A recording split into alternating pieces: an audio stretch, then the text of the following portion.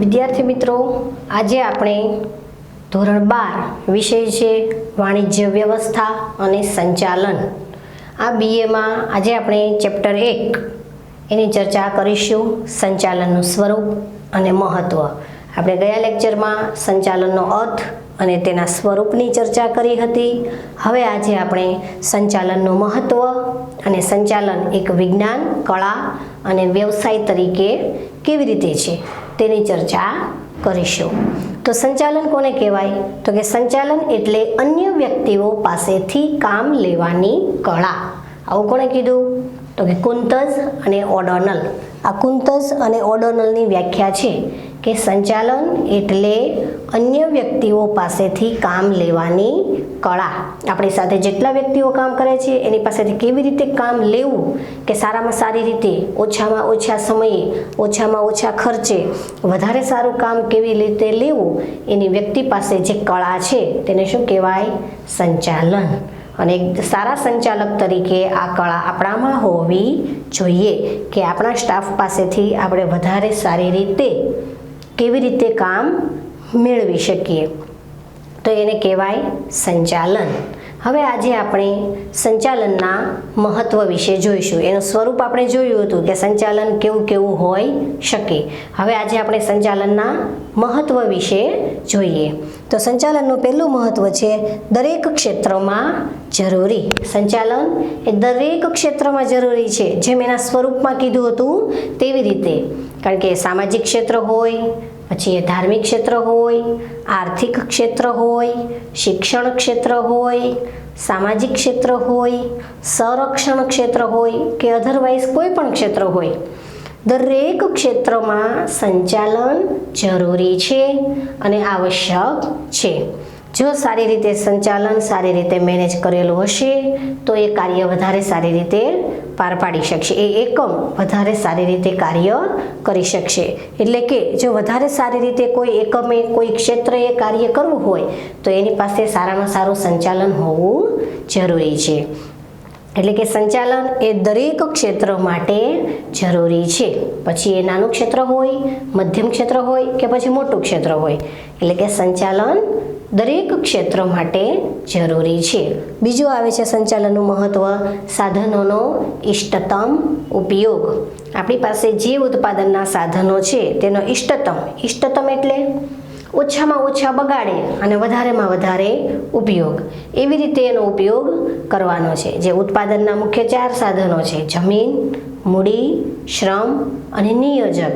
તો આ ચારેય સાધનો છે તેનો ઇષ્ટતમ ઉપયોગ કરીને જો સંચાલન કરવામાં આવે તો કોઈ પણ ધંધાકીય એકમ છે તે સફળતા મેળવે જ છે અને ચોક્કસ નફો કરે છે. કારણ કે ધંધાનો મુખ્ય ઉદ્દેશ શું છે? નફો. જો એનું સંચાલન સારું હશે તો એ નફો અચૂક કરશે જ. એટલે કે જો સાધનોનો ઇષ્ટતમ ઉપયોગ એક સારા સંચાલન તરીકે થવો જોઈએ. અને સારો સંચાલક એ જ છે કે જે આ ઉત્પાદનના સાધનો છે તેનો સારામાં સારી રીતે ઉપયોગ કરી શકે. ધ્યેય સિદ્ધિ માટે સંચાલન જરૂરી છે.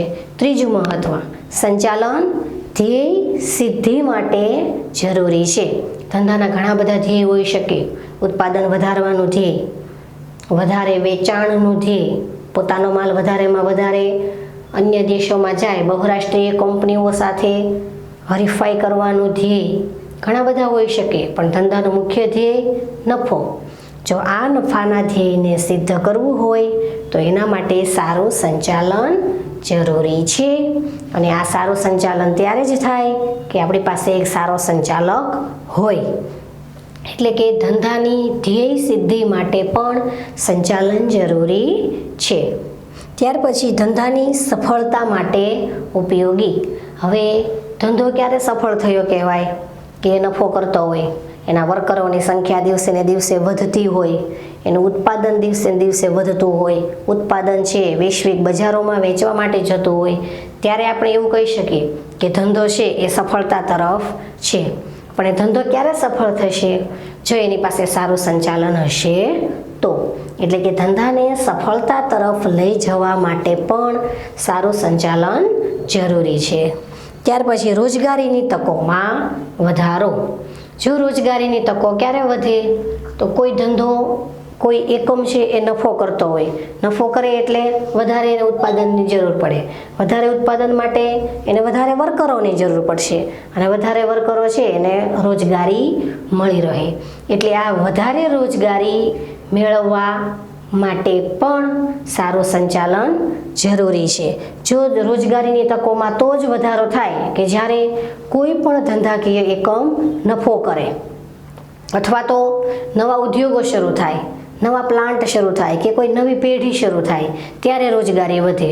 અને જો આ રોજગારીમાં વધારો એક સારા સંચાલન માટે જરૂરી છે. અને સારું સંચાલન ત્યારે જ હોય કે જ્યારે સારો સંચાલક છે તે રોજગારીની તકોમાં વધારો કરતો રહેતો હોવો જોઈએ. અને જો રોજગારીની તકોમાં વધશે એટલે ધીમે ધીમે ધંધાનો નફો પણ વધશે, કારણ કે એક સાથે વધારે લોકો કામ કરતા થાય, ઉત્પાદન પણ વધારે થવાનું. એટલા માટે રોજગારીની તકોમાં વધારો કરવા અથવા નવી રોજગારીનું સર્જન કરવા માટે પણ સંચાલન જરૂરી છે. નફામાં વૃદ્ધિ. હવે નફામાં વૃદ્ધિ ક્યારે થાય?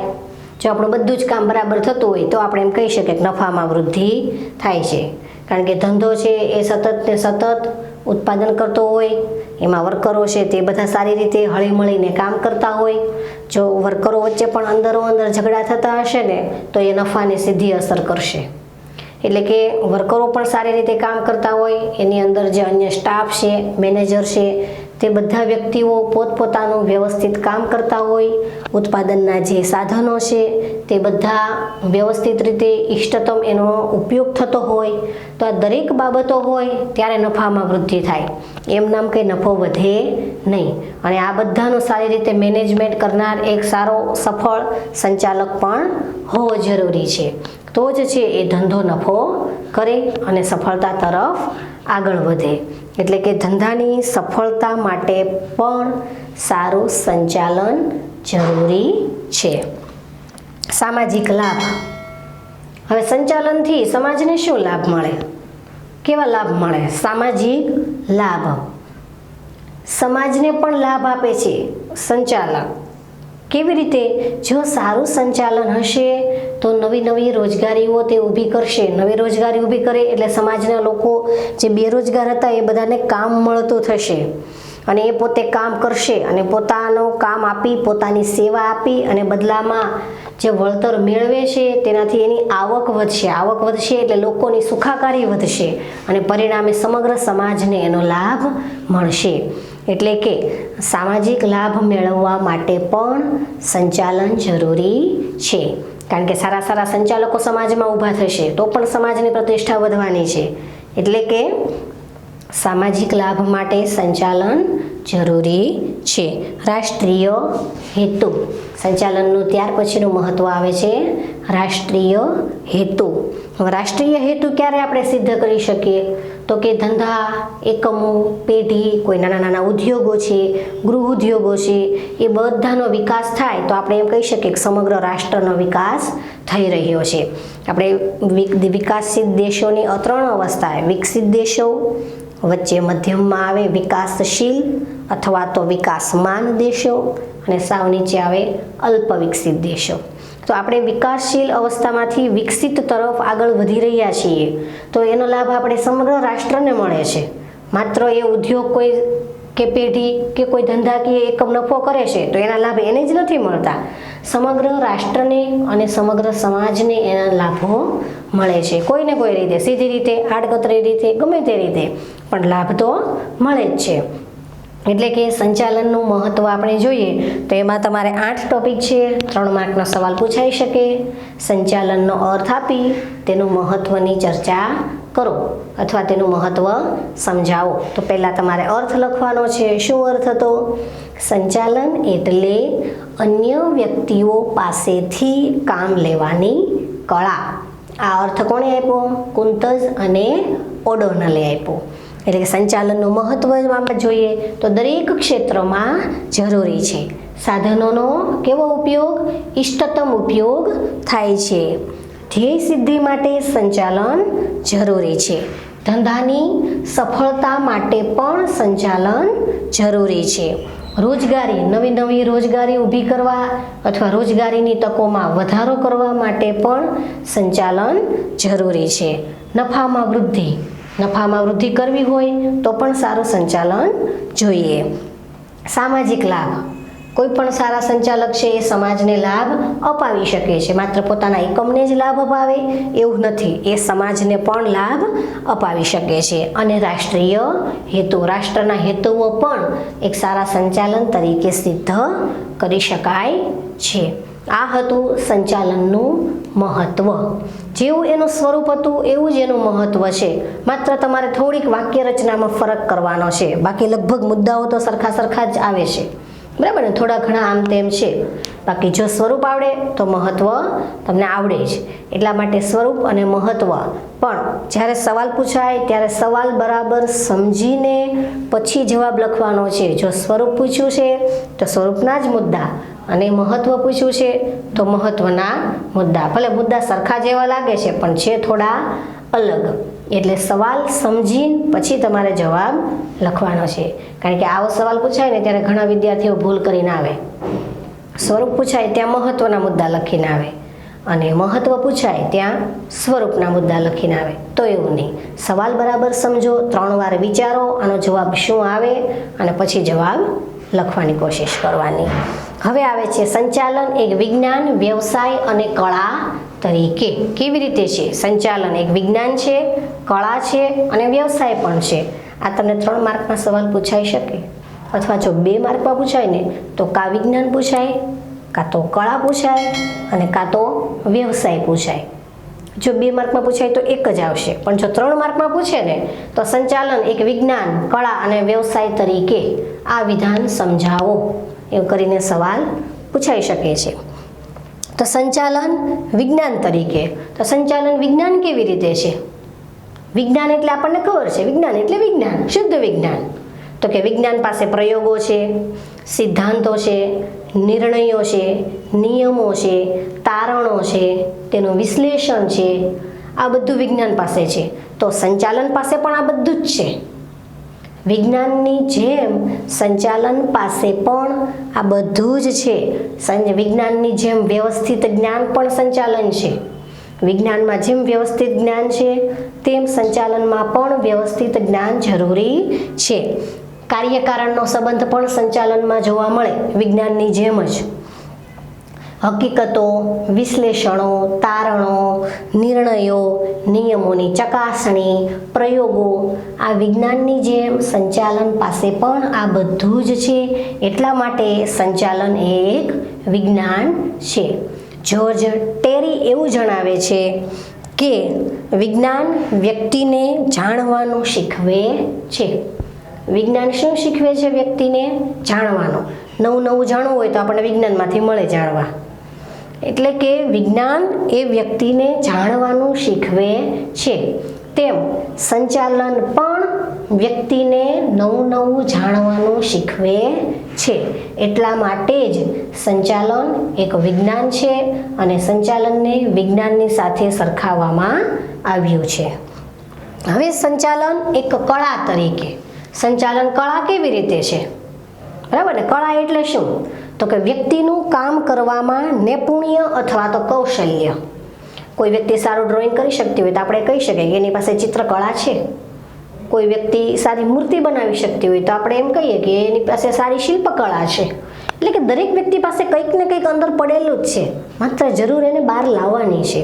દરેક વ્યક્તિ પાસે કંઈક ને કંઈક કળા છે. કોઈ સારા અક્ષરે લખી શકતું હોય, ભલે ભણવામાં હોશિયાર નથી પણ એના અક્ષર એકદમ સરસ મોતીના દાણા જેવા થતા હોય, તો એની પાસે લેખનની કળા છે તેવું આપણે કહી શકીએ. તો આ કળા એટલે વ્યક્તિનું કામ કરવામાં નૈપુણ્ય અથવા કૌશલ્ય. પછી એ કામ કોઈ પણ હોઈ શકે, કોઈ પણ ક્ષેત્રનું પણ ભલે હોય. એટલે કે કળા એટલે વ્યક્તિનું કામ કરવામાં નૈપુણ્ય અથવા તો કૌશલ્ય. તો સંચાલન પાસે પણ કળા છે. સંચાલન કંઈ એમને નથી થઈ જતો. સારો સંચાલક, સફળ સંચાલક ક્યારે હોય? કે એની પાસે કામ લેવાની કળા છે એની પાસે, ત્યારે એ સારો સંચાલક બની શકે છે. એની પાસે નિપુણતા છે, કોઈ પણ નિર્ણયો લેવાની ક્ષમતા છે એની પાસે, ત્યારે એ કળા બને છે. કળા વ્યક્તિને કામ કરવાનું શીખવે છે એવું જ્યોર્જ ટેરી કહે છે. કળા વ્યક્તિને કામ કરવાનું શીખવે છે. જેમ વિજ્ઞાન વ્યક્તિને જાણવાનું શીખવે છે તેમ કળા વ્યક્તિને કામ કરવાનું શીખવે છે. આ બંને કોટેશન કોણે આપ્યા છે? જ્યોર્જ ટેરીએ આપ્યા છે. હવે સંચાલન એક વ્યવસાય તરીકે, હવે સંચાલન આપણે વિજ્ઞાન તરીકે જોયું, સંચાલન કળા તરીકે જોયું અને સંચાલન હવે આવે વ્યવસાય તરીકે. વ્યવસાય કોને કહેવાય? ઘણા બધા વ્યવસાયીઓ હોય છે. ડૉક્ટર, સીએ, ચાર્ટર્ડ એકાઉન્ટ છે તે, વકીલ, આ બધા વ્યવસાયી લોકો છે. પોતે પોતાની સેવા સમાજને આપે, બદલામાં શું લે છે? ફી લે છે. તો આ વ્યવસાયી લોકો છે, વિશિષ્ટ પ્રકારના એને જ્ઞાનની જરૂર પડે. આપણે વ્યવસાયી બનવું હોય તો આપણે એમનામ નથી બની જતા. એના માટે વિશિષ્ટ પ્રકારના જ્ઞાનની જરૂર પડે, એનું ભણવું પડે છે. ફોર એક્ઝામ્પલ તરીકે સારો સંચાલક હશે તો એને BBA MBA કરેલું હશે, ત્યારે એ સફળ સંચાલક બની શક્યો હશે. ડૉક્ટર છે તો એને MBBS MD MS એની ડિગ્રી મેળવવી પડે છે. કોઈ વકીલ છે તો એને LLBની ડિગ્રી જોઈએ. એટલે કે વિશિષ્ટ પ્રકારના જ્ઞાનની જરૂર પડે છે એક વ્યવસાયી વ્યક્તિ બનવા માટે. જ્ઞાન વૃદ્ધિ અને સંશોધન. હવે આ વ્યવસાયી વ્યક્તિ છે એ સતત પોતાના જ્ઞાનમાં વધારો કરતો રહેતો હોય છે. એવું નહીં કે ચાલો આપણે ભણી લીધું, આપણી પાસે ડિગ્રી આવી ગઈ એટલે ફૂલ સ્ટોપ. એ સતત કંઈક ને કંઈક નવું નવું સંશોધન કરતો હોય, નવું નવું જાણતો હોય, નવું નવું શીખતો હોય અને પોતાના જ્ઞાનમાં એ વધારો કરતો રહે છે. એટલે કે જ્ઞાન વૃદ્ધિ અને નવા નવા સંશોધનો પણ કરતો રહે છે, એ બેસી રહેતો નથી. વ્યવસાયી મંડળો. હવે આવા વ્યક્તિઓ છે, ડૉક્ટર, વકીલ, CA, એન્જિનિયર, એ બધાના મંડળો હોય છે અને એ બધા મંડળો સાથે મળીને નિયમો ઘડે છે, સિદ્ધાંતો ઘડે છે અને તેને અનુસરે છે અને પાલન કરે છે અને કરાવે પણ છે. એટલે કે આવા વ્યવસાયી વ્યક્તિઓના મંડળો પણ રચાયેલા હોય છે અને આપણે સમાજમાં જોઈએ જ છીએ. આચાર સંહિતાનું પાલન. હવે આ વ્યવસાયી લોકોએ પણ આચાર સંહિતા, નિયમોનું પાલન કરવું પડે છે. આડેધડ ગમે તેમ નિર્ણયો લેતા નથી અથવા ગમે તેમ કામ પણ કરતા નથી, બરાબર ને? ચોક્કસ પ્રકારની આચાર સંહિતાઓનું પણ એને પાલન કરવું પડે. એ પણ નિયમોથી બંધાયેલા હોય છે. એ નિયમની વિરુદ્ધમાં જઈને કોઈ કાર્ય કરી શકે નહીં. એટલા માટે આચાર સંહિતાનું પાલન આ વ્યવસાયી લોકોએ કરવું જરૂરી છે. ત્યાર પછી નૈતિક જવાબદારી. હવે આ વ્યવસાયી લોકોની પણ નૈતિક જવાબદારી હોય છે. દાખલા તરીકે કોઈ CA છે તો એને પોતાના હિસાબો છે એ ખાનગી રાખવા જોઈએ, બરાબર ને? એને જાહેર ન કરવા જોઈએ, બરાબર ને? ત્યાર પછી કોઈ અન્ય વ્યક્તિઓ છે તો એને પણ નૈતિક જવાબદારી બને છે. એના ક્ષેત્રમાં જે કામ આવ્યું છે તે કામ છે તે ખબર છે એને જ કરવાનું છે, અન્ય વ્યક્તિને ખબર ન પડે તો એ રીતે એણે કામ કરવાનું છે. એટલે કે એણે વફાદાર રહેવાનું છે, બરાબર ને? વફાદાર રહેવાનું છે. એટલે કે એની પણ ચોક્કસ નૈતિક જવાબદારીઓ હોય છે. તો આપણે સંચાલન એક વિજ્ઞાન તરીકે, સંચાલન એક કળા તરીકે અને સંચાલન એક વ્યવસાય તરીકે આપણે જોયું કેવી રીતે વ્યવસાય છે. પછી સંચાલન એ નથી ભૌતિક શાસ્ત્ર જેવું શુદ્ધ વિજ્ઞાન કે નથી શિલ્પકળા જેવી શુદ્ધ કળા. શું કીધું? સંચાલન ભૌતિક શાસ્ત્ર જેવું નથી શુદ્ધ વિજ્ઞાન કે નથી શિલ્પ જેવી શુદ્ધ કળા. આ સંચાલન ભૌતિક શાસ્ત્ર જેટલું એ શુદ્ધ પણ નથી અને શિલ્પકળા જેટલું પણ એ શુદ્ધ કળા પણ નથી. એટલા માટે સંચાલન છે એક વિજ્ઞાન તરીકે, કળા તરીકે અને વ્યવસાય તરીકે. વિજ્ઞાન તરીકે વ્યક્તિને નવું નવું જાણવાનું શીખવે છે અને કળા તરીકે વ્યક્તિને કામ કરવાનું શીખવે છે. અને વ્યવસાયી મંડળો છે તો પોતે ભણી ગણી જ્ઞાન મેળવીને ડિગ્રી લઈ પછી વ્યવસાયી વ્યક્તિઓ બનેલા છે. એમને સમાજમાં વ્યવસાય કરવો શક્ય નથી. એના માટે ચોક્કસ પ્રકારનું જ્ઞાન જોઈએ છે, એના માટેનું ભણતર જોઈએ છીએ. તો આ રીતે આપણે સંચાલન એક વિજ્ઞાન તરીકે, કળા તરીકે અને વ્યવસાય તરીકે જોયું. ત્યાર પછી આપણે પહેલાં જોયું સંચાલનના મહત્ત્વ. સંચાલનનું મહત્ત્વ ગયા લેક્ચરમાં આપણે સ્વરૂપની ચર્ચા કરી હતી. તો સંચાલનનું મહત્ત્વ એના 8 મુદ્દા છે અને સંચાલન વિજ્ઞાન, કળા અને વ્યવસાય તરીકે. આ રીતે જેમ મેં ચાર્ટમાં બતાવ્યું છે એ રીતે જો તમે યાદ રાખવાની કોશિશ કરો તો તમારે બધું વાંચવું નહીં પડે. વિદ્યાર્થી મિત્રો, ગાંડી મહેનત નહીં કરો, સમજીને બરાબર થોડું વાંચે વધારે આવડે એવું કરવાનું છે. આપણે માત્ર મેન પોઈન્ટ છે એને જ પકડવાનો છે. ગોખણિયું જ્ઞાન નહીં, સતત વાંચ્યા જ કરો એમ નહીં. ભલે તમે આખા દિવસને 1 કલાક વાંચો પણ એ પરફેક્ટ હોવું જોઈએ. માત્ર મેન પોઈન્ટ પકડવાનો છે. આ રીતે ચાર્ટ સ્વરૂપે તમે યાદ રાખવાની કોશિશ કરો તો ઝડપથી યાદ રહી જાય. જેવી રીતે ટેક્સ્ટ બુકમાં આપ્યું છે તેમ સળંગ વાંચીને યાદ રાખવાની જરૂર નથી. ઓકે, તો આજે આપણે મહત્વ અને સંચાલન વિજ્ઞાન, કળા અને વ્યવસાયની ચર્ચા કરી. હવે ત્યાર પછીનો ટોપિક છે તે હવે આપણે આના પછીના લેક્ચરમાં જોઈશું.